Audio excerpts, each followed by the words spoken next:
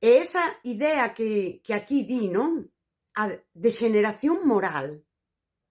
A min resúltame asquerosa, é unha cousa que é a primeira vez que a falo en voz alta, resúltame asquerosa a dexeneración moral.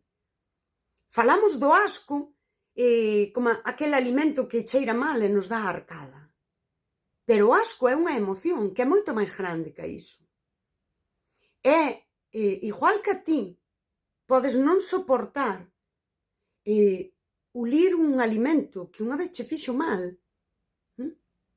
Eu opino, e así o vivo, que me dá asco as persoas que me fixeron mal desde esa dexeneración moral.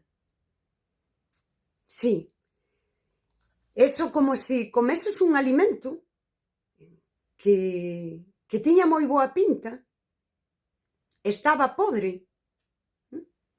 Para min, certos vínculos con persoas que tiñan esa retórica estética, que tiñan toda a boa pinta, e papei aí, trajei coa pinta, mas estaban moralmente podres.